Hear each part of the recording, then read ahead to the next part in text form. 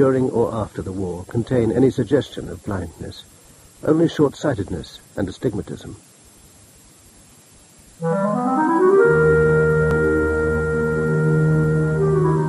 After the war, Hubbard went to Hollywood. As a successful science fiction author, he was a welcome visitor to the Los Angeles Science Fantasy Association. Its members recalled there was one power over the mind he undoubtedly did possess: hypnotism. Ron Hubbard came to our club, and he hypnotized all of the members except me. I wanted to remain in present time and watch what was going on. And I remember it was fascinating. He told one boy that he had a little kangaroo in the palm of his hands, and the boy was going all around showing everybody his little kangaroo that was hopping around. In writings and conversations, Hubbard began to speak of his new science of the mind. As Scientology's literature would later depict, Hubbard claimed that in addition to himself, he cured 11 other war veterans and restored sanity to 40 mental patients. Rumors are beginning to circulate that this new science of mind, or this new philosophy, had a significance for mankind that was greater than the discovery of the wheel and equal in significance to the discovery of fire. In the May 1950 edition of Astounding Science Fiction magazine, Hubbard published his stunning findings as fact. Dianetics was truly born. Thousands of letters poured into the magazine. In the meantime, Hubbard had been pounding the typewriter keys, putting his ideas into a 450-page book. It became a bestseller, and Dianetics a national craze. Hubbard's theory was that the human mind was bedeviled by engrams, memories of painful events, often imprinted before birth on the fetus. He claimed that under the direction of a Dianetics therapist, or auditor, as he called them, these engrams could be relived and then cleared from the mind. At this stage, Dianetics seemed just an exaggerated form of psychotherapy. Well, Dianetics was so popular because it promised a brave new world of everybody cleared, no more colds, no more eyeglasses, cured me of a fear of dogs. Among the various things it said to be able to do, one person had lost a tooth, and through Dianetic auditing, he regrew the tooth.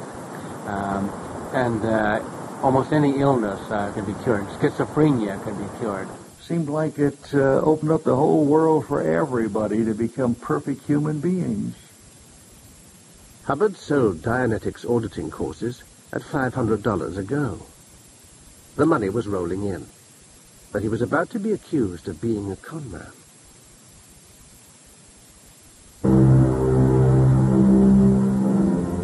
With his book, Dianetics, a bestseller, Ron Hubbard was America's new guru. In August 1950, at a lecture hall in Los Angeles, he presented to a crowd of 6,000 the first person to be what he called a clear. She was a student called Sonia Bianca. As a clear, she was supposed to have total recall. So various members of the audience called questions at her. Could she remember what was said on page 217 of her physics textbook? She couldn't. Could she remember what she had for breakfast on the morning of August 17th, 1946? She couldn't. Then various people called out for Hubbard to turn his back on her and see if she could remember the color of his tie. She couldn't. And so that was, at that moment, the whole business sort of collapsed. People started leaving the auditorium. Suddenly, Hubbard was in trouble. He was accused of being a conman, and Dianetics a form of hypnotism, a technique at which he was so expert. He recruited a bright young PR woman, Barbara Kay, to repair his damaged image. Well, I've always found that it's the mind of a man that is most sexy. He was not really terribly physically attractive. And he had a brilliant mind, no question about that. And I surely thought this was a man who was interested in marrying me and whom I might be interested in marrying. The intellectual attraction turned into an affair, and Barbara stayed with the 40-year-old Hubbard in an apartment in Hollywood. But by now, Hubbard had left Polly and was married to his second wife, Sarah. He'd led Barbara to believe the marriage with Sarah was over. It wasn't. It was quite shocking when, shortly after moving some of my things into that apartment, suddenly Sarah turned up with the baby and moved in. And I believe he was just as dismayed as I, because the next day when he came to the office with some of my belongings, like my cologne and my toothbrush and so forth, he looked very downtrodden and apologetic and not happy about the situation at all. Nevertheless, Barbara was kicked out. Dianetics was still in trouble. After the initial success of the book, money had rolled in and rolled out just as fast. Hubbard went to Palm Springs to try to recoup his fortune with a follow-up book. But the business, his marriage with Sarah, and his writing were in crisis. He asked Barbara to come to him. He was certainly very depressed. He had lost the color in his face. His voice was hardly audible. He told me that he was totally blocked. He was working under a publisher's deadline, which he was failing to meet. He believed that his inability to write was due to the sinister interventions of other people, such as Sarah hypnotizing him in his sleep and telling him he will never write again. I found him paranoid, you know. He was clearly going through clinical depression. Worse followed. Hubbard and Sarah finally split up. Their divorce became a public sensation. Sarah accused Hubbard of torturing her and declared him insane. Hubbard denounced Sarah as a Russian spy and kidnapped their 13-month-old daughter.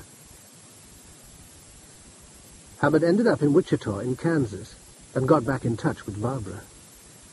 He sent me a wire telling me he'd been very ill and said he wanted to marry me. And when I went to Wichita, he looked terrible. He had hair down to his shoulders and fingernails were like talons. And I found a note, a very sweet note in my hotel room saying, "Glad you're here, I love you." But I saw that I had a man there who had no prospects, for one thing, and that he had some psychiatric difficulties, and I didn't see much of a life for myself with that sort of individual. So I left. But Hubbard bounced back. He got married for the third time to one of his students, Mary Sue Whipp. This marriage lasted, and Mary Sue would become his devoted deputy.